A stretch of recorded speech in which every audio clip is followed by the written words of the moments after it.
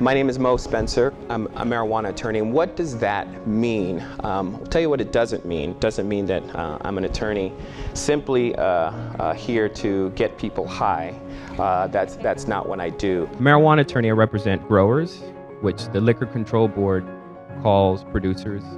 I also represent processors. I brought a few samples for you guys. Just playing, just playing. I see administrations going, oh, heck no, okay? I booked Moe Spencer for a talk about marijuana at a special 420 event. We were really happy to have him here. He did a great job. It was super engaging. It's a different topic for students, so it makes them want to get involved and hear what he has to say. What was the turning point that had you focus on marijuana? It's a plant that has been used for centuries, if not thousands of years, and cultures all over. So we're one culture that says, oh, you can't use this plant, and you can't use this plant at all. And so I started learning about the history of why we can't use this plant. And the history of it is dark, all right?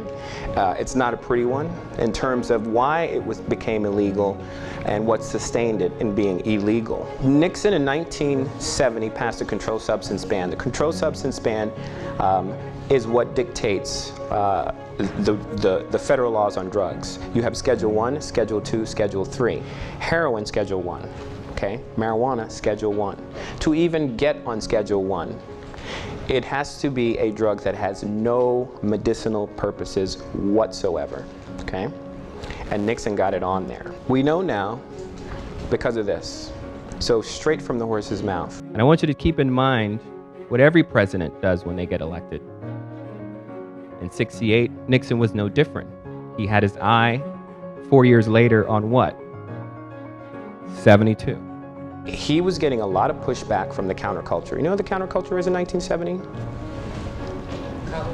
College kids, all right? So follow me on this. You had Kent State, where the police came in and actually killed students. And so this was a tumultuous time. This is what set students against Nixon. He said, I've got to wheel these kids in or they're going to kill me. Essentially, they're going to decimate me in 1972, okay?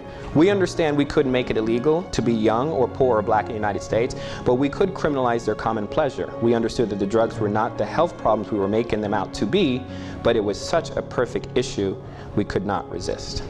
Because this is what the college kids are smoking. This is a counterculture. These are kids who weren't going to be voting for Nixon in '72. If we make this illegal, we can start arresting these kids. And when you got arrested in 1970 for marijuana, you got a felony. And when you get a felony in 1970, what can you not do come election time? And guess who won the election 1972 by a landslide? It was just a tactic for one thing and one thing only, for power. Think about that. 40 years later, thousands, millions of lives who've had possession charges decimated or unable to work or unable to really live because you're now ostracized. You can't get FAFSA. You can't get FAFSA with a drug conviction, all right? Perhaps maybe a lot of you wouldn't be here. Housing, so that comes up on housing, all right? And a lot of landlords won't rent to you. And jobs, I don't even have to explain that, right? When they do the job search, right? So you're forcing young people or people who get these marijuana charges from 1970 onwards, after the controlled substance ban passed, to really live in their grandma's basement. If you have that conviction, it really hampers you. That then leads to what I call the school to prison pipeline and an incarceration nation.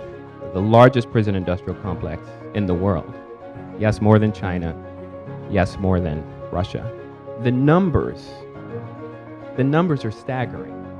16.5 million Americans have been arrested for marijuana violations since 1970. 80% of them minor possession drug charges. And the U.S. taxpayers have spent over $20 billion enforcing marijuana laws. To have that charge follow you for the rest of your life is just, you're crippling our young people. There are alternatives if you want to hear them. There are alternatives if you allow people to come in and instead of being tough on crime, being smart on crime. And I think that's the new battle cry, and it should be. And it's working. What happened in November 2012, when it became illegal, or essentially Washington and Colorado decriminalized. I have to tell you, it's nothing short of a coup d'etat. A coup d'etat on the federal laws. And the feds said, we're cool. We're fine. And everyone was like, wow, it's really happening. It's really happening. Because the feds have stayed away. When you ask voters in Washington, when we passed I-502, the measure that legalized, decriminalized marijuana, when you ask people in this state, most of the people who voted for it were in eastern Washington, the red part of the state.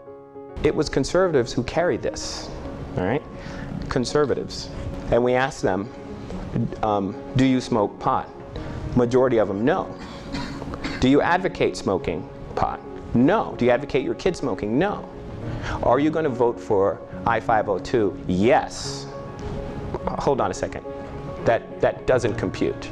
You can't change hearts and minds overnight, but you change hearts and minds when people realize that there has been an injustice, and then they look at the injustice and they say, wow, we cannot allow this to continue. That's what happened in Washington and Colorado, and that's why the trend is changing.